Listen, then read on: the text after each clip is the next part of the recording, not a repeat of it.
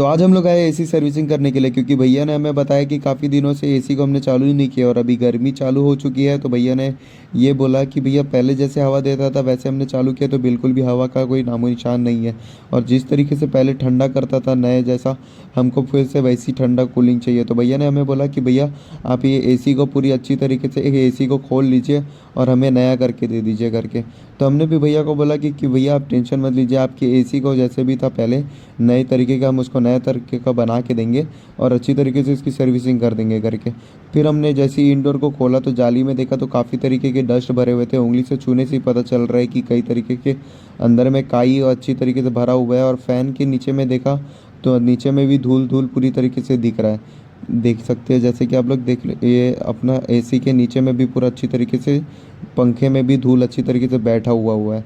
तो हम लोग आगे जाते हैं पहले आउटडोर के पास। आउटडोर को भी चेक किया तो आउटडोर तो अच्छा सा क्लीन ही था, ज़्यादा आउटडोर गंदा तो हुआ नहीं था, क्योंकि भैया ने बताया कि भैया आउटडोर में हमने पानी मारते रहते थे टाइम टू टाइम।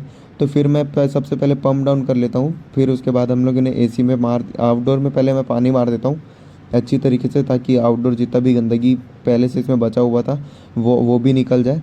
फिर मैंने आउटडोर में अच्छी तरीके से पानी मारने के बाद मैं नीचे आ जाता हूँ इंडोर को खोलने के लिए, क्योंकि इंडोर खोलना पड़ेगा पहले। तो फिर मैं फ्लेयरिंग से पहले इसका पहले नट खोल लेता हूँ, फिर इसके बाद मैं इसका वायरिंग खोल लेता हूँ, ताकि जहाँ पे भी ये वायर फंसे वो वहाँ से निकल जाए और वायर कहीं से भी फंसे ना। तो फिर मैंने इसको वायर भी अच्छी तरीके से खोल लिया और इसका मैंने आउटडोर नहीं सॉरी इंडोर की मैंने बॉडी अच्छी तरीके से खोल ली और इंडोर को निकाल लिया बाहर।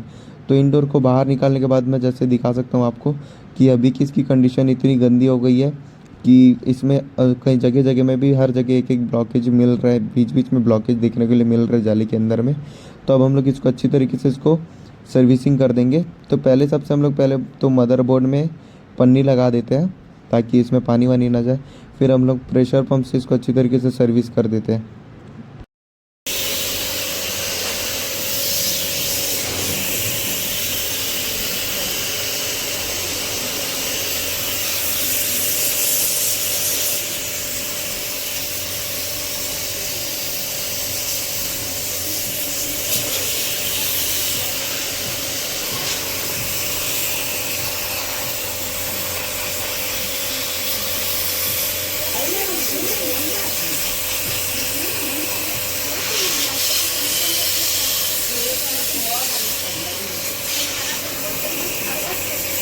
चलो उसमें मारा चले।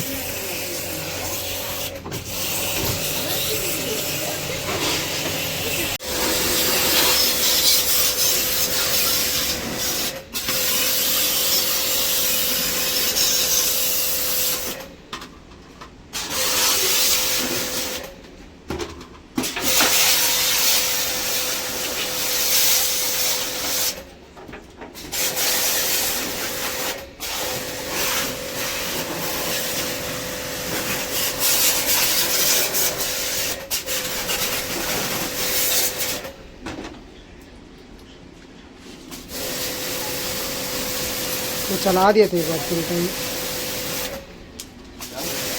मैं साफ मार कर दिए थे।